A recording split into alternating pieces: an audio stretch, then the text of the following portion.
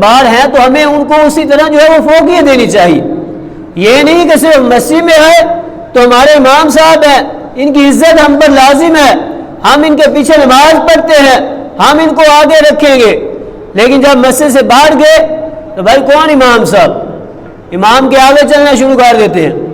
اور پھر کچھ ایسے جو ہے وہ بے باک ہوتے ہیں جو اپنے امام کے ساتھ جو ہے وہ بہت کھلا جو ہے وہ باتیں کرنے شروع ہو جاتے ہیں، مذاق مسخری کرتے ہیں. تو یہ غلط بات ہے کہ ہم اسی امام صاحب کے پیچھے نماز پڑھے، اسی ہم عالم دین کی عزت مسجد میں کرے اور مسجد سے باہر نکلے، ساتھ ہی ہم جو ہے وہ اس کے ساتھ جو ہے وہ الٹا سلوک کرنا شروع کر دیں. اس کی عزت میں جو ہے وہ ہم جو ہے وہ پہرا دینے کی بجائے، اس کی عزت کا خیال رکھنے کی بجائے جو ہے ہم اس کی عزت جو ہے خراب کرنا شروع کر دیں. تو ایسا نہیں ہونا چاہیے.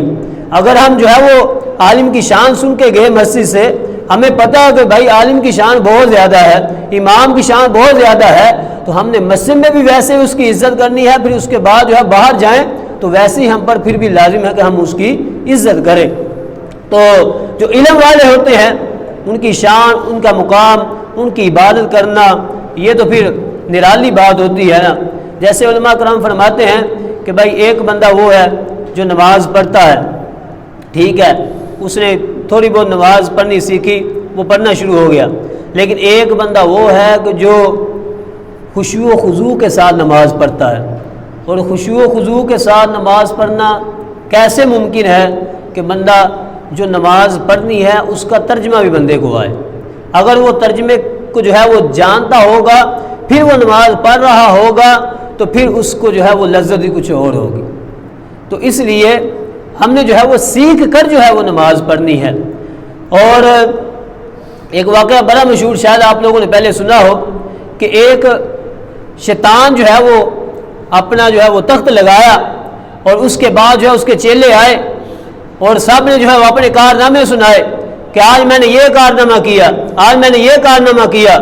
لیکن ایک چھوٹا سا شیطان جو ہے وہ کھڑا ہو کے کہنے لگا کہ آج میں نے جو ہے وہ ایک دیندار بچے کو جو ہے وہ مدرسے میں جانے سے روک دیا ہے. اس نے اس کو پکڑ کے جو ہے وہ گلے لگا لیا. باقی بڑے بڑے جو اس کے چیلے وہ تو حیران ہو گئے کہ ہم نے تو بڑے بڑے کارنامے کر دیے، لیکن آپ نے جو ہے وہ اس کو جو ہے اتنا مقام دے دیا تو نے کہ اس کو اپنے گلے سے لگا لیا. تو شیطان نے کہا کہ تم بات سمجھے نہیں ہے، آؤ میں تمہیں جو ہے وہ سمجھاؤں. شیطان جو ہے وہ اپنے چیلوں کو لے کر ایک مسجد کے باہر جو ہے وہ کھڑا ہو گیا. اندر سے ایک عابد، عبادت گزار، بڑے نوافل پڑھنے والا، بڑی جو ہے وہ نفلی عبادات کرنے والا، جب وہ باہر نکلا تو شیطان نے پوچھا کہ اے بندے بتا، تیرا رب اس بات پر قادر ہے کہ یہ چھوٹی سی شیشی میں جو ہے وہ ساری کائنات کو جو ہے وہ سما دے، اس میں جو ہے وہ رکھ دے ساری کائنات کو. اب یہ بندہ جو ہے وہ اس نے علم زیادہ نہیں پڑھا تھا، عابد ضرور تھا عبادت کرنے والا. تو اس نے کہا کہ نہیں بھائی، ایسے کیسے ہو سکتا ہے کہ اتنی چھوٹی سی شیشی میں ساری کائنات جو ہے وہ سما جائے. شیطان نے کہا دیکھ لو، اس نے ساری زندگی کی عبادت جو ہے وہ اپنی ضائع کر دی ہے.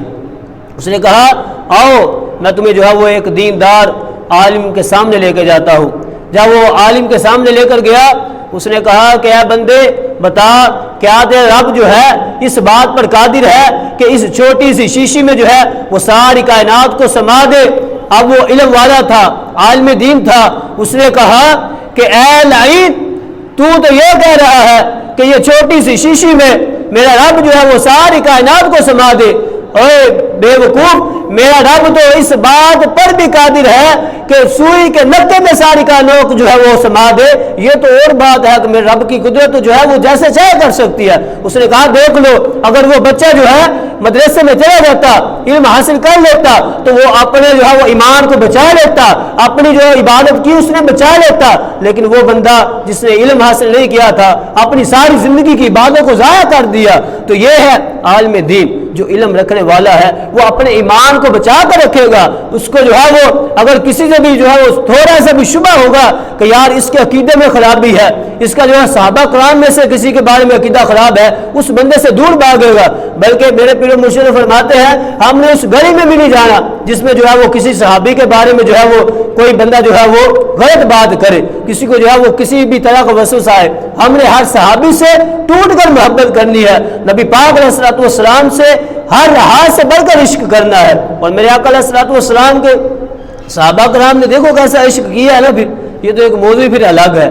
تو یہ علم والے کی بات ہے کہ جو علم رکھے گا انشاءاللہ عز و جل وہ اپنا ایمان بچا کر رکھے گا۔ تو اس لیے پیارے آقا علیہ الصلوۃ والسلام کہ ان فرامین پر ہم نے عمل کرنا ہے، ہم نے سیکھنا ہے کہ ہم نے جو ہے وہ ہم علم دین کے لیے جو ہے وہ نکل پڑے۔ بلکہ پھر یہ تو بات ہے کہ علم بندہ جو سیکھے گا اپنا ایمان بچا کر رکھے گا۔